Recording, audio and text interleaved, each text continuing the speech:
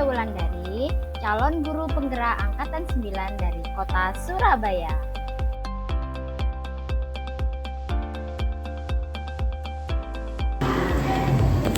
Assalamualaikum warahmatullahi wabarakatuh, Bu Sri. Waalaikumsalam warahmatullahi wabarakatuh. Mohon maaf saya mengganggu waktunya Ibu sebentar.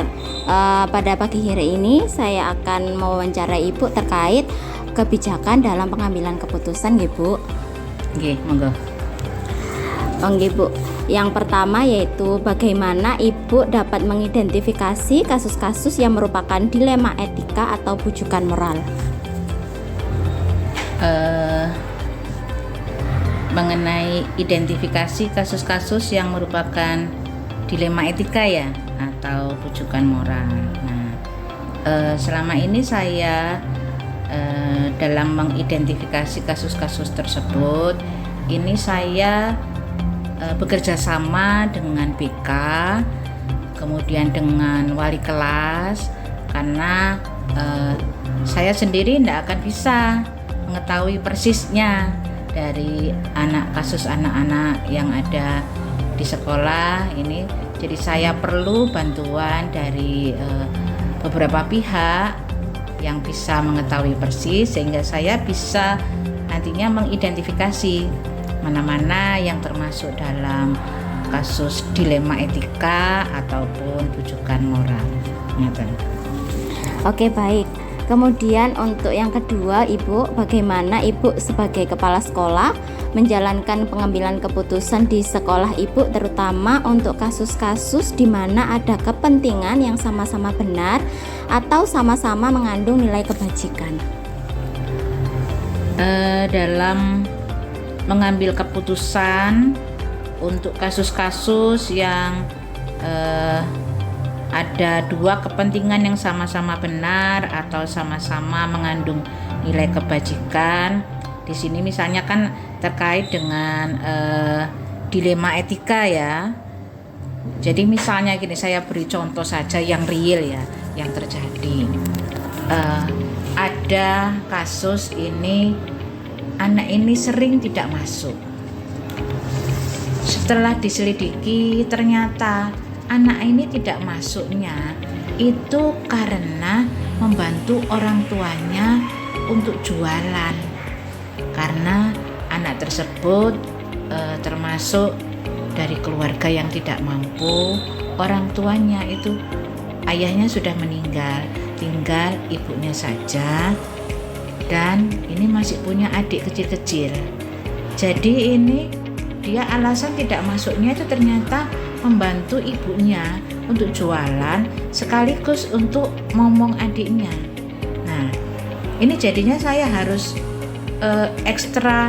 butuh ekstra perhatian untuk memberikan keputusan, karena ini keputusan ini harus tidak tidak merugikan, karena anak tersebut itu tidak masuknya alasannya kan membantu orang tua. Nah ini, jadi kan kita dilema ini untuk menentukan keputusannya, nggih. Jadi di sini saya lagi bekerja sama dengan BK, mana nantinya yang keputusan yang bisa terbaik untuk ini, karena dua-duanya kalau saya itu melihat dia hanya dari bolosnya tidak masuk, itu memang benar kan kenyataannya. Nah, tapi kalau dilihat dari alasannya dia bolos, itu dia membantu orang tua, itu juga enggak apa-apa, benar. Jadi saya harus ekstra cari solusi yang terbaik. Itu untuk mengambil keputusannya. Baik, Ibu. Untuk selanjutnya, langkah-langkah atau prosedur yang biasanya Ibu lakukan selama ini seperti apa? Langkah-langkahnya ya sama seperti tadi ya. Pertama ini kan kita tahunya dari presensinya ya, kalau yang kasus tadi ya. Nah itu kemudian saya akan tanya sama wali kelasnya dulu. berapa hari atau berapa minggu, berapa seringkah dia tidak masuk. Nah, itu langkah-langkahnya. Kemudian saya tidak langsung memberikan suatu sanksi atau teguran, tapi saya langkah awal ini saya meminta bantuan wali kelas dan BK untuk mencari tahu dulu. Nah, ini mungkin pertama melalui panggilan dulu, apa alasannya. Nah, ini kemudian jika panggilan ini masih belum bisa menyelesaikan masalah, ini nanti bisa juga dengan langsung home visit dari wali kelas bersama BK. Nah, andai dalam home visit itu nanti masih belum ada titik terang, maka saya sendiri nanti yang akan ikut ke rumahnya beserta nanti dari wali kelas atau salah satu wali kelas atau BK, nanti saya akan ke sana. Jadi saya dalam mengambil keputusan nanti saya bisa melihat sendiri. Selain saya minta bantuan dari BK dan wali kelas, tapi saya juga harus tahu sendiri biar keputusan yang saya ambil ini tidak salah gitu loh. Oke, baik Ibu. Kemudian hal-hal apa saja yang selama ini Ibu anggap efektif dalam pengambilan keputusan pada kasus dilema etika tersebut, seperti kasus yang Ibu jelaskan tadi? Ya itu tadi, maka saya harus tahu sendiri biar keputusan yang saya ambil ini benar-benar pas gitu loh. Nah, seperti tadi kalau hanya dari laporannya Pak ini sekretaris di kelas kan nggak tahu alasannya sebenarnya. Yang di kelas kan hanya taunya dia nggak masuk tanpa keterangan gitu aja. Nah, maka saya supaya keputusan yang saya ambil itu efektif, maka saya sendiri ya harus tahu ke lapangan. Baik, berarti Ibu langsung terjun sendiri untuk mengetahui alasan dibalik peserta didik tersebut tidak masuk sekolah.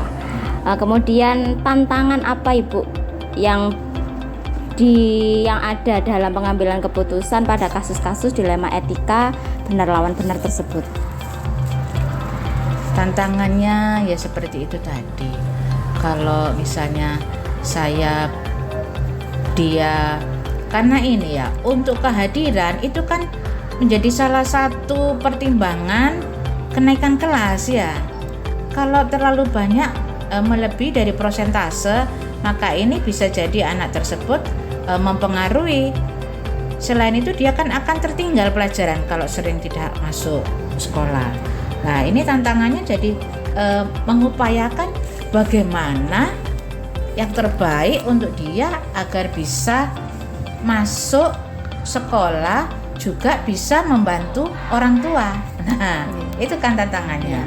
Maka kita harus cari komitmen bersama dengan orang tuanya.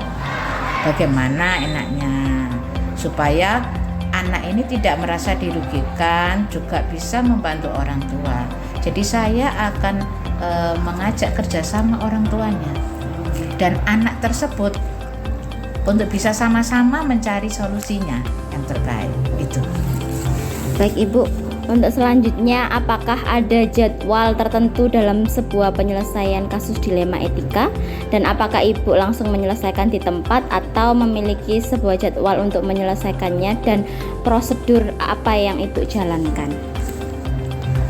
Kalau jadwal sih enggak ada ya, cuma prosedurnya ada. Jadi saya tidak akan langsung membuat keputusan di tempat, tapi ada prosedurnya tadi. Ya pertama kan panggilan dulu orang tua.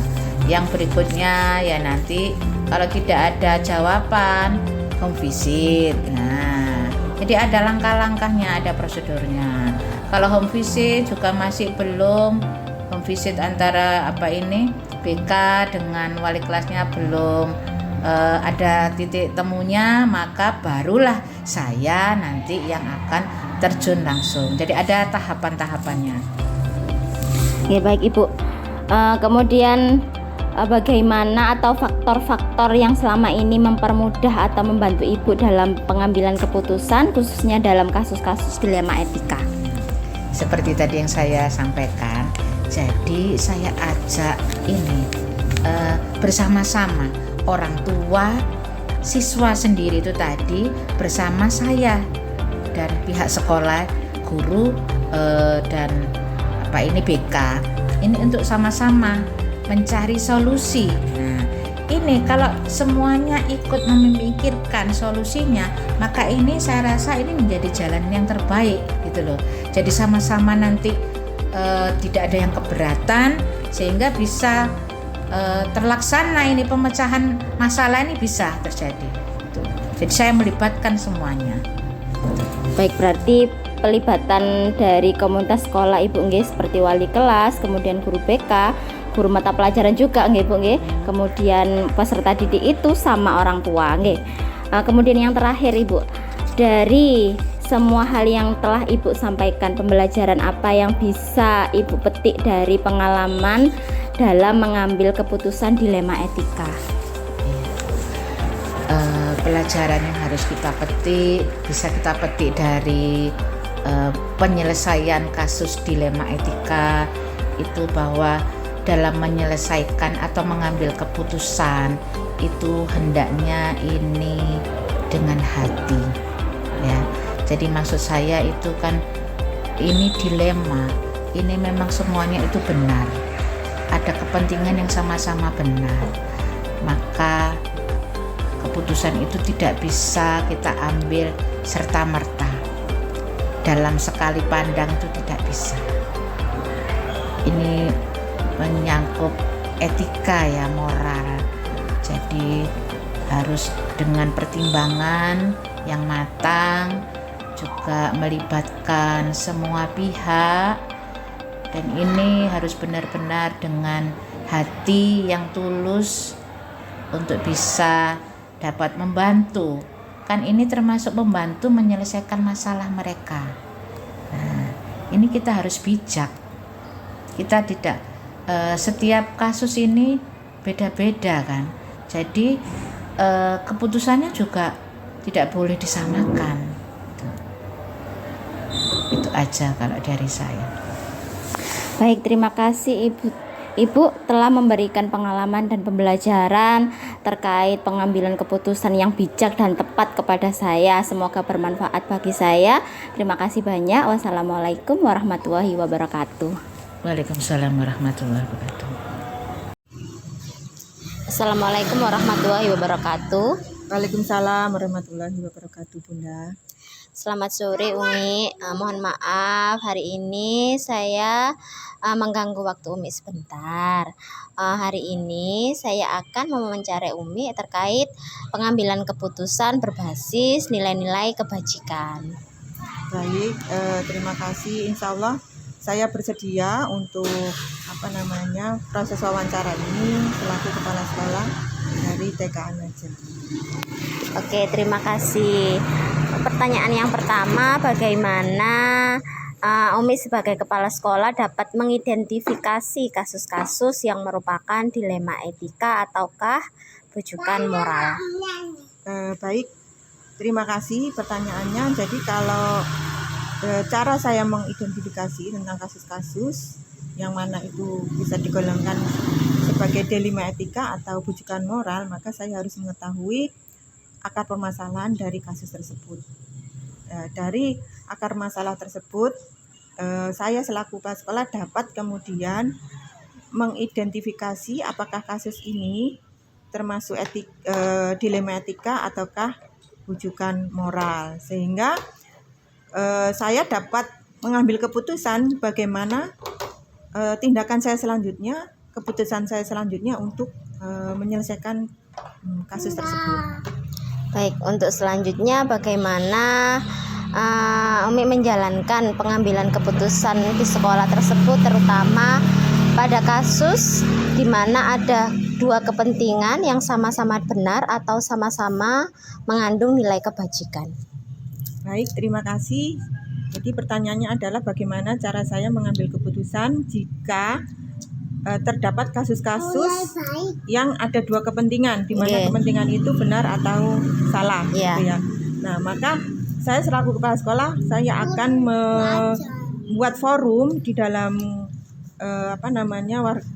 internal sekolah saya sendiri, di mana saya akan membuat forum itu semacam forum diskusi tentang kasus tersebut. Nah, saya ingin meminta pendapat dari beberapa teman-teman sesama pendidik, teman-teman guru semuanya untuk memberikan pendapat dan alasan di mana kasus-kasus itu ada 2 kasus yang sama-sama benar. Nah, maka ketika dari musyawarah itu pasti ada yang membela yang satu dan ada yang berpendapat yang satu pihak satunya lagi. Nah, saya sebagai kepala sekolah, maka saya harus menerima atau menampung semua pendapat tersebut, tetapi kemudian saya dalam mengambil keputusan harus memprioritaskan pada sebuah kasus yang sifatnya ini urgent atau tidak, seperti itu. Dimana kebijakannya nanti ketika memang salah satu pihak ini adalah mengandung nilai urgenitas atau menjadikan sebuah prioritas, maka itu yang harus didahulukan. Dan kemudian yang satunya lagi setelah itu baru kemudian yang satu sisi lagi. Karena memang 2 kepentingan dan sama-sama benar, maka semuanya ditampung, tetapi pelaksanaannya adalah skala prioritas seperti itu. Baik, untuk jawaban nomor 2 tersebut termasuk include ke jawaban nomor 3 ya Umi, langkah-langkah atau prosedur seperti apa yang biasa digunakan dan dilakukan selama ini, termasuk musyawarah tadi ya, kemudian kemudian pendapat, kemudian menentukan skala prioritas begitu nggih. Oke, 2 dan 3 sudah terjawab. Lanjut ke selanjutnya aja ya Umi ya. Hal-hal apa saja yang selama ini Umi anggap efektif dalam pengambilan keputusan pada kasus-kasus dilema etika? Baik, terima kasih. Jadi yang saya anggap efektif dalam pengambilan keputusan terkait dengan kasus-kasus dilema etika adalah dengan cara saya meminta pendapat gitu ya. Tadi bermusyawarah, kemudian meminta pendapat dari rekan-rekan sejawat di dalam internal sekolah saya sendiri. Dari situ kita akan mendapatkan banyak masukan gitu ya. Dan itu sangat efektif sehingga kita sebagai kepala sekolah itu memiliki wacana yang luas, bukan hanya subjektivitas saya sebagai kepala sekolah, tapi ada pendapat-pendapat dari teman-teman yang lain yang akan kemudian memiliki kontribusi terhadap apa yang akan nanti saya putuskan. Oke, baik. Jadi yang efektif itu musyawarah, kemudian menampung segala pendapat dari warga itu ya, sekolah ya, dari pendidik, begitu ya Umi ya. Oke, selanjutnya tantangan dalam pengambilan keputusan pada kasus-kasus dilema etika itu apa? Ya, baik, tantangannya ketika dalam pengambilan keputusan terkait dengan kasus dilema etika itu adalah biasanya bisa jadi kalau sesama guru itu senioritas dan junior ya, senior dan junior. Kalau yang kasus itu di internal guru sendiri terdapat kasus dilema etika ya.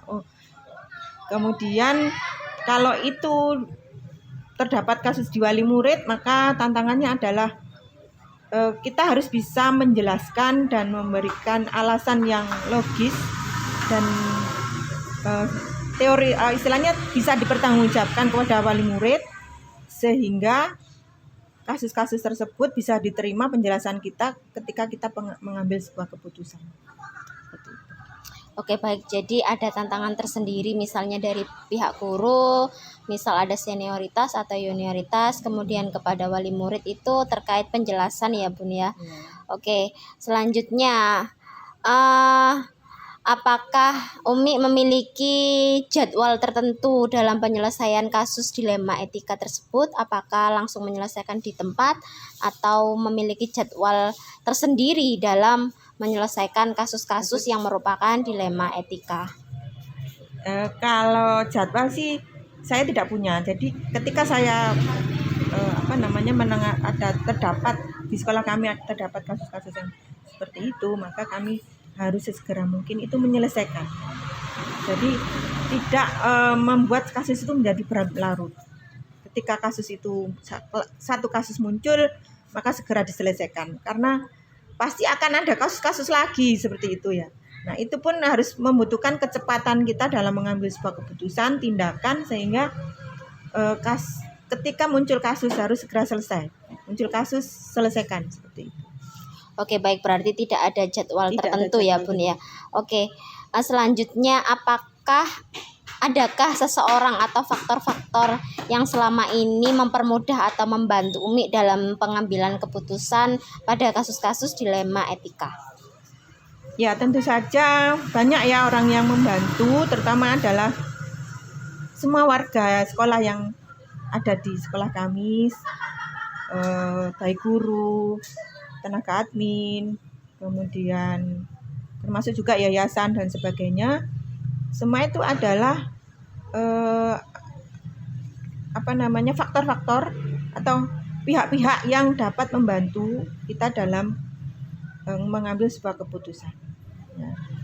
Karena tanpa mereka kita tidak bisa memutuskan sendiri, karena sebagai manusia itu kita memiliki keterbatasan pemikiran gitu ya. Terus kemudian subjektivitas itu akan muncul ketika kita tidak menerima masukan-masukan dari orang lain. Oke, Umi, terakhir ya Umi, pembelajaran yang bisa dipetik dari pengalaman saat mengambil keputusan dilema etika itu apa? Ya, baik, pembelajaran yang bisa saya dapatkan dari pengalaman dalam mengambil keputusan dilema etika. Ya, pembelajarannya adalah bahwa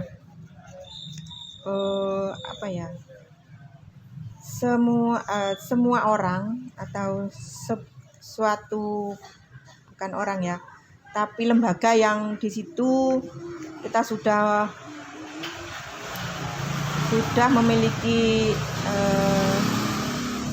murid yang banyak, kemudian tantangannya juga akan lebih banyak ya. Demikian juga dengan tantangan sebagai kepala sekolah itu juga akan semakin bertambah, sehingga kami sebagai kepala sekolah dan semua warga sekolah itu hendaknya meningkatkan kapasitas diri dalam hal bagaimana cara berkomunikasi yang baik, bagaimana cara saya sebagai kepala sekolah itu mengambil keputusan secara adil, tidak subjektif dan lebih mengedepankan kemanfaatan untuk kita bersama. Sehingga ketika dalam pengambilan keputusan dalam memutuskan sebuah masalah, terutama adalah masalah dilema etika, itu benar-benar kami itu menyelesaikannya itu dengan cara yang benar, tepat, dan memberi solusi terhadap apa yang permasalahan yang ada. Oke, baik, terima kasih Umi atas waktunya. Saya rasa pengalaman dan pembelajaran yang Umi berikan ini semoga bermanfaat bagi saya tentunya. Terima kasih juga atas segala jawaban yang Umi berikan kepada saya. Saya akhiri, wassalamualaikum warahmatullahi wabarakatuh. Waalaikumsalam warahmatullahi wabarakatuh.